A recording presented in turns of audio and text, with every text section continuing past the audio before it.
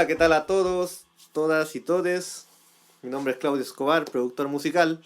Estoy muy feliz de estar acá, presentarles desde mi experiencia, un poco de conocimiento de lo que se va a tratar este primer capítulo de cómo hacer un home studio, ya a través de Maule Elige Cultura en Casa. Esto es, lo primero que tenemos que saber, ¿qué es realmente un home studio? ¿Ya?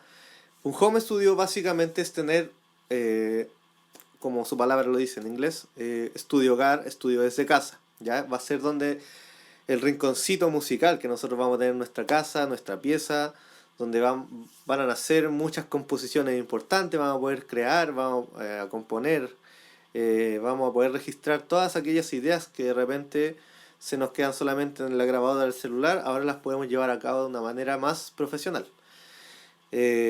Dicho sea de paso, también les cuento que, por ejemplo, la música que ustedes escuchan hoy en día, eh, gran parte, casi en su totalidad, también nace todas desde estos rincones, desde los home studios, a través de artistas que se atrevieron a ir un poquito más allá, que juntaron su pesito a pesito, se armaron con sus herramientas y empezaron a crear, a trabajar con productores y es la manera más fácil en que hoy trasciende la música.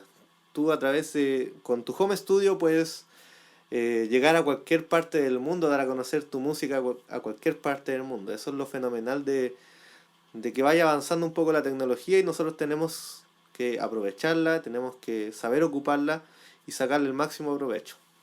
Bueno, y lo primero que vamos a aprender eh, es con qué vamos a trabajar, ¿vale? Lo primero que hay que tener en cuenta es que vamos a trabajar tanto con hardware y con software.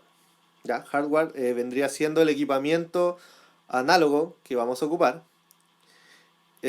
Y por un lado software, que va a ser el equipamiento, pero, o más bien dicho, como los programas de audio, con el que vamos a grabar nuestros instrumentos, nuestra voz, etcétera. Siempre me preguntan qué es lo primero que hay que tener. Y lo primero que hay que tener es un buen computador o laptop, ¿ya? Como ustedes saben, existen dos grandes sistemas operativos que corresponde a Windows y al sistema operativo de Mac y todos los productos de Apple, ¿ya? Y si me preguntan a mí cuál es mejor en comparación, obviamente con las mismas características, yo prefiero Mac. Aunque sea un poco más caro, eso sí, hay que tenerlo en cuenta, pero es mucho mejor equilibrado, rinde mucho mejor de acuerdo a sus características, saca mejor provecho a lo que son sus capacidades en la máquina, ¿ya? Em, no quiere decir que Windows sea malo ni nada. De hecho, yo trabajo, por ejemplo, con Windows y con Mac. Bueno, los requerimientos mínimos que hay que tener en nuestro computador, eh, yo te recomendaría mínimo, por ejemplo, que tuviera 4 gigas de RAM, ¿ya? Que tuviera mínimo de espacio en disco duro 500 gigabytes. También que tuviera mínimo un procesador i5, ¿ya?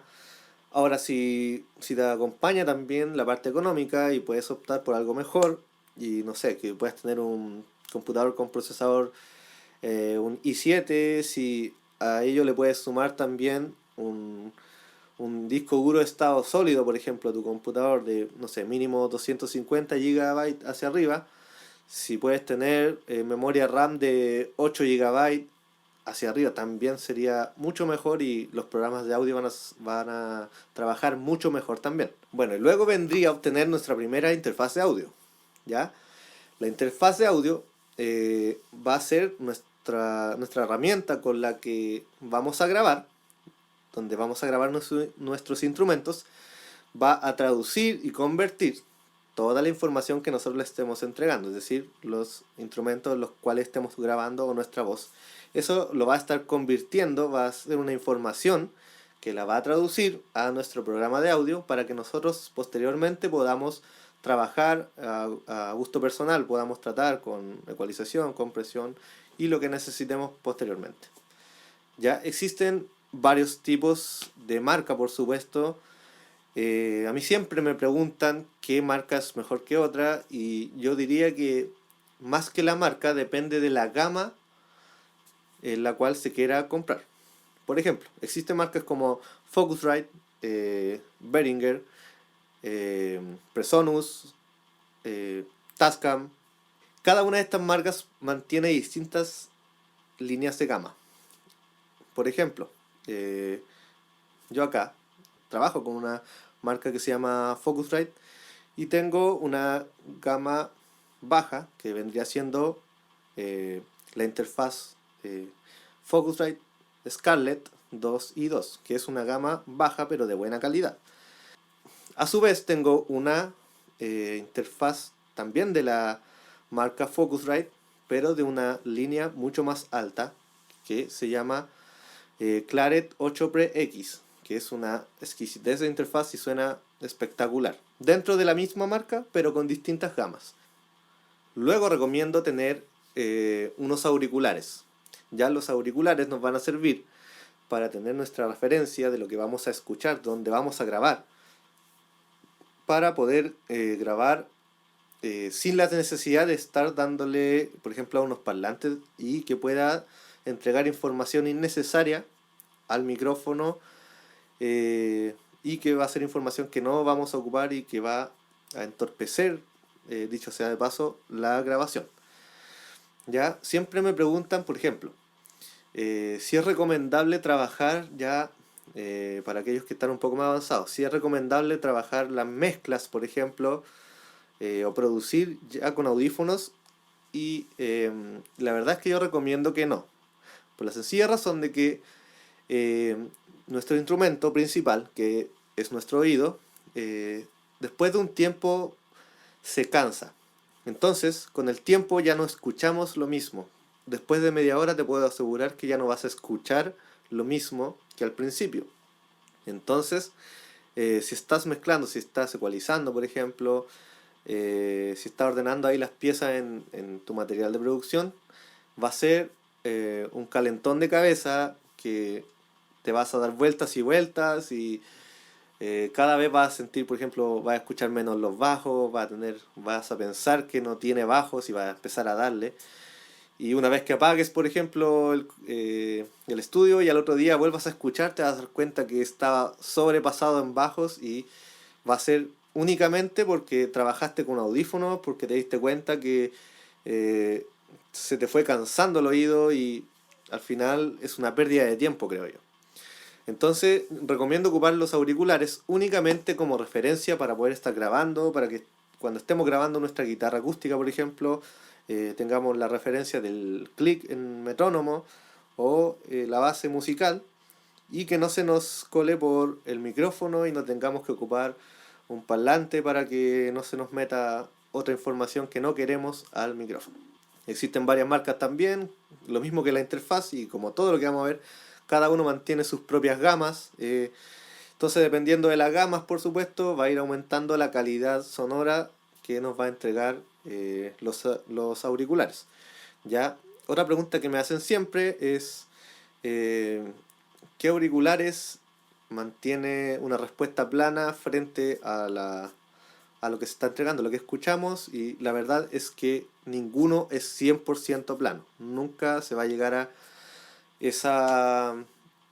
Nunca vamos a llegar a lo que es 100% plano de lo que escuchamos. Siempre viene realzado en algún punto de la ecualización. Es mucho mejor dejarlos como referencia y poder trabajar las mezclas con nuestros monitores, que vamos a hablar ahora. Bueno, sobre los monitores de estudio, los recomiendo para aquellos que quieran empezar a interiorizarse más en el mundo de la producción musical.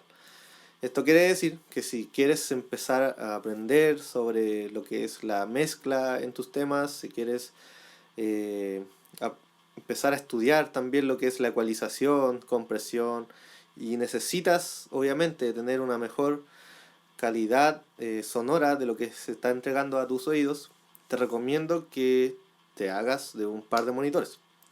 También existen monitores gama baja, media y alta. Así que eso también hay que fijarse a la hora de comprar. Si me preguntan a mí, recomiendo que los monitores que se vayan a comprar sean mínimo de 5 pulgadas hacia arriba. Por la sencilla razón que vienen mejor trabajados o equilibrados sus bajos. Ya empezamos a sentir bajos en monitores de 5 pulgadas hacia arriba. ¿Ya? Por un tema de construcción y el subwoofer y todo. Marcas como Presonus, Mackie, existen varias marcas, por supuesto, como les digo, cada una depende de sus gamas. Ahora, gamas más altas, por ejemplo, vamos a tener Yamaha, KRK Rocky, JBL, etcétera, que son excelentes monitores y referencias sonoras para poder hacer nuestras mezclas en perfectas condiciones. Otra herramienta yo creo muy necesaria hoy en día para los que son músicos es poder contar con un controlador MIDI. Un controlador MIDI, bueno, yo creo que existen dos tipos de controlador MIDI, por decirlo así. Uno son los que vienen con forma de teclado, como este que tengo acá, ¿ya? Un controlador MIDI en sí no trae ningún tipo de sonido, para que no se confunda, ¿ya? Y existen otros como este que voy a dejar acá en pantalla, que está compuesto de muchos pads. Para aquellos que, por ejemplo, no saben tocar teclados, les recomiendo que se hagan de uno de estos en vez de un teclado, para que va a cumplir la misma función y todo. Van a poder hacer su loop de batería de igual manera, etcétera. Otra de las preguntas bien frecuentes de las que me hacen llegar es ¿qué controlador MIDI comprar? Y es una pregunta súper difícil de responder. En realidad, uno tiene que saber qué es lo que quiere de ese controlador MIDI, porque como les digo, todos los controladores MIDI no traen absolutamente nada de sonidos ni nada. Lo único que hace el controlador va a ser enviar una señal MIDI, obviamente, que nosotros vamos a poder transformar, vamos a poder darle una función en nuestro programa de audio. Vamos a poder asignarle un sonido, una librería que nosotros tengamos dentro de nuestro programa de audio. Podemos asignarle instrumentos, podemos samplear. Tiene una multifuncionalidad increíble tener un controlador MIDI. Por eso yo creo que es muy necesario hoy en día contar con uno. Pero donde yo recomendaría sí fijarse es, por ejemplo, hay controladores MIDI que, aparte de las teclas, por ejemplo, de todo esto que ustedes ven acá, traen un montón de otros controles, digamos, parámetros, faders, perillas, que obviamente no tampoco traen ninguna función. Son parámetros, funciones que nosotros tenemos que asignarle a esas perillas, a esos faders. Pero realmente si no las van a ocupar, por ejemplo, si no van a ocupar la funcionalidad de cada perilla, si no es necesario que la ocupen, yo creo que debiesen comprar un teclado, por ejemplo, como este que tengo acá arriba, que no trae ningún otro botón más que las teclas, porque yo, por ejemplo, justamente lo compré por eso. O sea, quería solamente las teclas para poder tocar y asignar ciertos sonidos que yo quería. Y en el de abajo, por supuesto, tengo un controlador MIDI que trae todo tipo de parámetros, de faders, trae pads también, y los que yo asigno a gusto personal, ¿ya? Obviamente, cada uno de estos parámetros va subiendo también su precio económico, así que si realmente no los van a ocupar, yo creo que debiesen partir por tener lo principal, que va a ser nuestro teclado, donde nosotros vamos a enviar la señal, vamos a poder construir instrumentales, bases rítmicas, armónicas, etcétera. Por supuesto que lo otro importantísimo que no podemos no tener en nuestro estudio va a ser nuestro primer micrófono de home studio, ¿ya? Voy a explicar muy superficialmente que existen dos tipos de micrófono. Existe el micrófono tipo condensador y existe el micrófono dinámico, ¿ya? El dinámico es un tipo de micrófono que responde mucho mejor a los altos niveles de presión sonora. Es decir, responde mucho mejor a aquellos instrumentos que suenan por naturaleza que entregan harta amplitud o que suenan fuerte, por decirlo así. Y por otro lado, tenemos los micrófonos de tipo condensador, que son aquellos micrófonos que son obviamente más sensibles a todo lo que se está escuchando, todo lo que suena, capta de manera más fácil, por ejemplo, todos nuestros armónicos que salen por nuestra voz, por la guitarra acústica. Es un tipo de micrófono que también necesita una alimentación externa para que pueda funcionar. Ya, por ejemplo, todas las interfaces traen la función de Phantom o dice 48B, que obviamente va a ser para alimentar este tipo de micrófonos, ¿ya? O también hay algunos que traen su propia fuente de poder aparte y que llegamos y conectamos después a nuestra interfaz, ¿ya? Yo recomendaría, por si están partiendo con su home studio, que adquirieran un micrófono tipo condensador, porque este le va a servir para prácticamente todo, recomendadísimo para las voces sobre todo, ¿ya? Por lo que les hablaba de sus características principales. Bueno, y dentro de las marcas de micrófonos que tenemos, que podemos obtener, está una enormidad gigante de lista de marcas. También cada uno va a depender de las gamas a las que nosotros queramos llegar. Tenemos Sennheiser, tenemos Shure, tenemos Audix, tenemos AKG, tenemos un montón de marcas. Como les digo, hay que verificar bien qué tipo de gama es la que corresponde según la marca. Y ahí vamos obviamente a tener mayor o menor calidad. Bueno, y por último, algo súper importante es con qué programa yo voy a capturar, voy a poder grabar y voy a poder ocupar con todas estas herramientas con las que yo he comprado. Existen muchos tipos de programas, eso es lo primero que tienen que saber. Y que en todos se puede lograr exactamente el mismo resultado. Todos los programas son igual de buenos o igual de malos, no, mentira. Son todos igual de buenos, con todos puedes lograr exactamente lo mismo. Existen, por ejemplo, Pro Tools, clásico de los estudios de grabación, Cubase, como se dice. Yo, por ejemplo, trabajo todo en Cubase 10.5 Pro, ¿ya? Que trabajo hace muchos años con él. Para mí es muy cómodo porque también lo conozco hace bastantes años, lo domino muy bien, prácticamente me lo sé al revés y al derecho.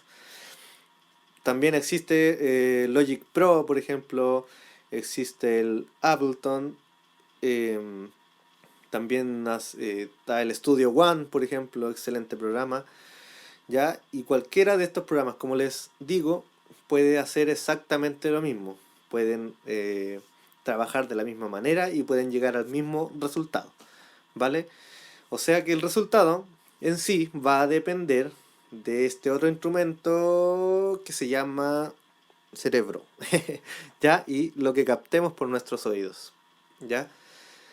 Es muy importante que sepan eso, que la calidad, yo diría en un 70% de la calidad de nuestras producciones va a depender de cómo estemos trabajando, quién esté trabajando eso atrás, ¿ya? Esto tiene que ir acompañado siempre de un conocimiento previo, de mucho estudio. Hoy día en YouTube, en la web, podemos encontrar una cantidad de información muy necesaria, muy útil, donde podemos aprender todo sobre producción musical paso a paso y detalladamente de cómo usar nuestros micrófonos, sacarle provecho a nuestra interfaz, eh, un montón de tutoriales para saber cómo utilizar correctamente nuestros programas de audio o nuestros DAW, ¿ya? Eh, Porque en teoría, creo yo, que este mundo del home studio y de la producción musical es prácticamente infinito. Es decir, nunca se termina de aprender algo nuevo. Cuando, por ejemplo, eh, enseño a mis alumnos, gente que viene a trabajar conmigo, a que les enseñe, que paga sus clases, etcétera, de repente me preguntan, ¿En cuántas clases estoy listo? Y mi respuesta es nunca. Porque de verdad que nunca se termina de aprender algo, ¿ya? Para que lo tengan en claro y sean perseverantes, sean...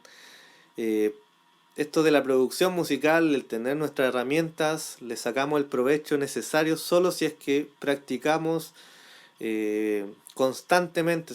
No nos sirve de nada estar practicando eh, una vez al mes, una vez por semana, no. Esto tiene que ser prácticamente un trabajo diario, estudiar diariamente para poder entender, porque como les digo, sobre todo al principio cuesta mucho entender de repente los parámetros, nuestros programas de audio, eh, siempre vamos descubriendo cosas más en la práctica que en la teoría. En todo lo que podamos leer vamos a aprender más en la práctica. Obviamente siempre es bueno estar acompañado de la parte teórica, de la información teórica que uno pueda encontrar en la web. Bueno, y esto ha sido todo el capítulo de hoy. Espero que hayan aprendido, que les haya gustado el video. Pueden compartirlo, pueden enviárselo a algún amigo que esté aprendiendo el mundo de la producción musical, que se quiera hacer su home studio. Eh, Home studio que es muy importante hoy en día. Yo creo que prácticamente debiese ser una obligación por parte de todos los músicos de hoy. Tener nuestro propio rincón musical donde podamos grabarnos, plasmar nuestras ideas, compartir a distancia, podemos trabajar a distancia con gente de cualquier otro lado del mundo. Así que los dejo invitados a compartir este video. No se olviden de la cápsula 2 mañana, que vamos a estar viendo ya un poquito en la práctica cómo ocupar todas nuestras herramientas, cómo empezar a grabar, cómo empezar a ocupar nuestro programa de audio. Así que eso, bendiciones para todos.